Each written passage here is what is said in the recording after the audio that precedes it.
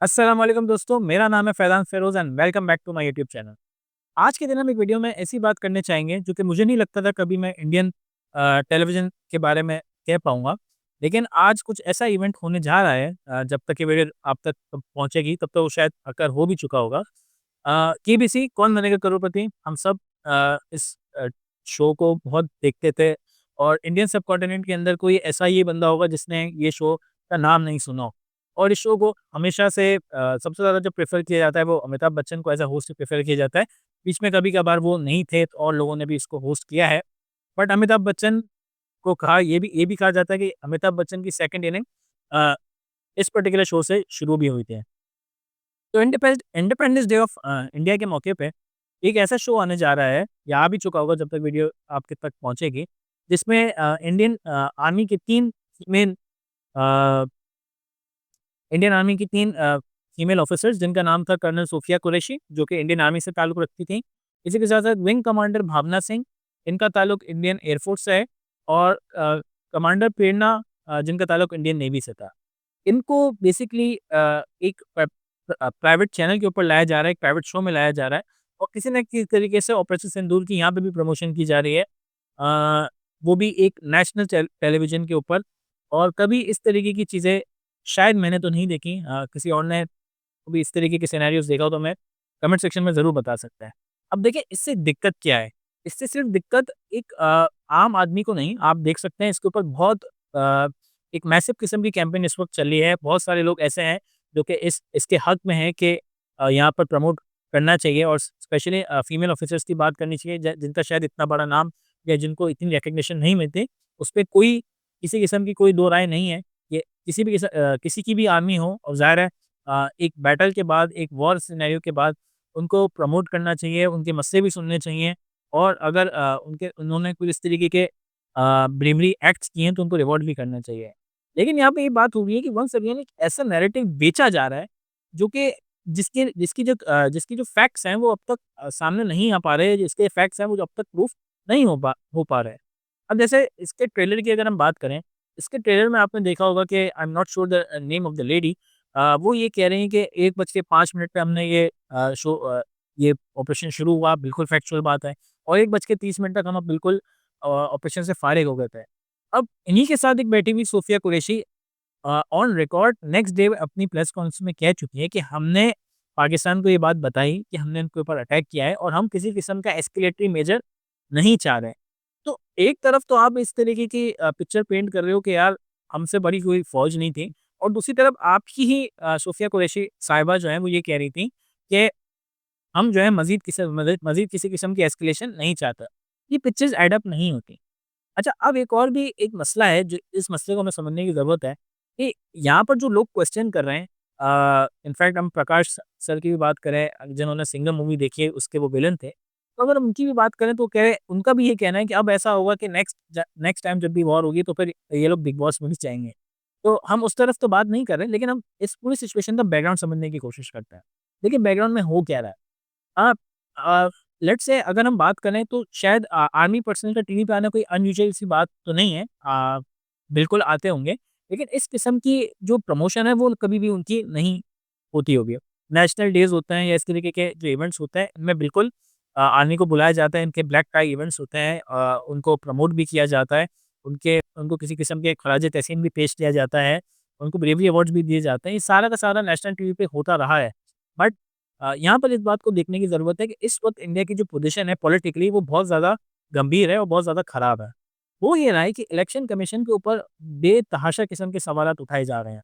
ये दिखाया जा रहा है कि इलेक्शन कमीशन ने किस तरीके से इंस्टीट्यूशनल लेवल के ऊपर धांधली की है। किस तरीके से वोटर लिस्टों में नाम गायब हैं। किस तरीके से एक-एक घर से 80-80 आदमी निकल रहे हैं। किस तरीके से ऐसे लोग रजिस्टर्ड हैं जिनकी उम्रें 100 साल से ज़्यादा हैं, लेकिन वो फर्स्ट टाइम वोट डालने जा रहे हैं। ऐसे-ऐसे लोग भी नज़र आ रहे हैं, जिनके एड्रेस बिल्कुल ही बेतुके से हैं, ज़ीरो लिखा हुआ है, क्या लिखा हुआ है। इसके ऊपर बहुत डिटेल में आकाश बैनर्जी ने वीडियो बनाई है। आप उनको जाके देखें, देशभक्त के चैनल उनका नाम है, और आप फॉलो करें कि इस वक़्त जो गवर्नमेंट है और इंस्टीट्यूशंस ऑफ इंडिया हैं, जिनमें हम इलेक्शन कमीशन भी कह सकते हैं, जिसमें सुप्रीम कोर्ट भी कह सकते हैं, वो इस वक़्त अंडर प्रेशर है कि इस पूरे मुद्दे का क्या किया जाए। तो इस पॉइंट के ऊपर पॉलिटिकल माइलेज के लिए आर्मी को टीवी पे भेजना और आर्मी के ज़ाहिर है आर्मी ही लगती है वॉर सिचुएशन के अंदर, और ये जो पॉलिटिशियंस होते हैं, मिनिस्टर्स होते हैं, ये तो कभी भी नहीं लड़ जाके लड़ रहे होते हैं, ये तो खाली बयानबाज़ी तक ही महदूद रहता है। तो ज़ाहिर है इनके भी कुछ पर्सनल लॉसेस होंगे, इनके भी कुछ इस तरीके के, किसी ने अपना दोस्त खोया होगा, किसी ने अपना रिश्तेदार खोया होगा, क्योंकि ज़ाहिर है आर्मी इज़ अ फैमिली, चाहे वो किसी भी मुल्क की आर्मी हो। तो ज़ाहिर है जब जंग हुई है और बिल्कुल नज़र आ रहा है, आप भले क्लेम करें या ना करें, आप मानें या ना मानें इस क्लेम को, दोनों तरफ लॉसेस हुए हैं। तो अगर लॉसेस हुए हैं तो वो उस चीज़ को ग्लैमराइज़ कैसे कर सकता है? अब एक और चीज़ को भी समझना है कि आखिर ऐसा क्यों हो रहा है, गवर्नमेंट इस तरीके इस पूरे सिनेरियो में इस तरीके से क्यों बिहेव कर रही है? तो देखिए वन्स अगेन एक अगर हम बात करें, तो यहाँ का जो पॉलिटिकल कॉन्टेक्स्ट है वो बहुत अहम है।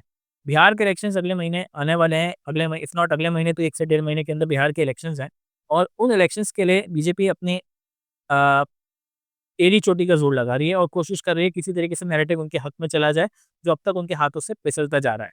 अब इस तरीके की जो सिचुएशन हो गई है कि राहुल गांधी या जो अपोज़िशन है, इनके ऊपर रोज़ के रोज़ चढ़ाई करी जा रही है और रोज़ के रोज़ इनके ऊपर सबूत के अंबार लगा रही है, इंस्टीट्यूशंस को टारगेट कर रही है, और अब कुछ ऐसा भी फीलिंग आ रही है कि सुप्रीम कोर्ट भी एक्टिव हो गई है और इलेक्शन कमीशन से सवाल कर रही है। ऐसा बिल्कुल पॉसिबल हो सकता है कि जो गवर्नमेंट का नैरेटिव है वो बिल्कुल वीक पड़ जाए और लोगों के अंदर जो गवर्नमेंट के लिए सेंटिमेंट्स हैं वो कमज़ोर पड़ जाए। इस चीज़ को देखते हुए इंडिया इंडिया की हिस्ट्री रही है, एटलीस्ट अगर लास्ट 10 साल की हिस्ट्री की अगर हम बात करें, तो यहाँ पर एक आर्मी कार्ड खेला जाता है, क्योंकि अवाम की आर्मी से सिंपैथी है, हमेशा से है और हमेशा से रहेगी, और उसको अपने पॉलिटिकल माइलेज के लिए कैश किया जाए। तो ये चीज़ एक ऐसा टैक्टिक है जो कि बीजेपी के लिए खुद एक मुश्किल साबित कर सकता है, अगर वो कभी किसी वक़्त पे ऑपोज़िशन में बैठे और जब कोई और पार्टी जो है इस कार्ड को प्ले करे।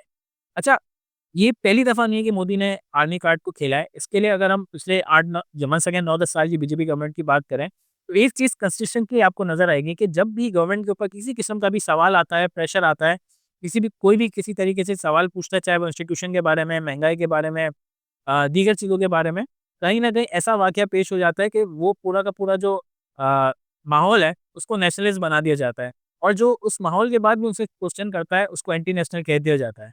आज के दिन भी अगर आप किसी इंडियन गवर्नमेंट ऑफिशियल से सवाल करेंगे कि भाई बता दो हमने कितना खोया, क्या खोया ऑपरेशन सिंदूर के बारे में, जिसको आप इतना प्रमोट कर रहे हो, जिसके ऊपर आप इतनी पॉलिटिकल माइलेज ले रहे हो, जिसके ऊपर आप पूरे-पूरे इलेक्शन कैंपेन्स कर रहे हो। हमने क्या हासिल किया और हमने क्या खोया? तो आपको डायरेक्ट एंटी नेशनल जो है साबित कर दिया जाएगा और आपको एंटी नेशनल लेबल कर दिया जाएगा। तो ये चीज़ उनके हिस्ट्री से हमें नज़र आती है। अच्छा, इसके साथ-साथ अगर हम बात करें, ये अगर हम थोड़ी-सी हिस्ट्री की बात करें, तो 2016 के अंदर आपने देखा होगा कि उरी अटैक हुआ। तकरीबन 8-9 साल हो गए इस वाक़ये को। आज तक उस वाक़ये के बारे में आप क्या जानते हैं? वाक़या किसने किया? चलो शायद पता है। लेकिन कैसे इतना बड़ा एक्सप्लोसिव ऐसी टेरिटरी में आता है जहाँ पे इतनी बड़ी इंडियन फ़ौज मौजूद थी। कैसे उसको असेंबल किया जाता है? इसके ऊपर मूवीज़ बना दी जाती हैं, इसके ऊपर शोज़ बना दिए जाते हैं। टीवी शोज़ या टीवी सीरीज़ बना दी जाती हैं। बट गवर्नमेंट से तो कोई सवाल ही नहीं पूछ रहा।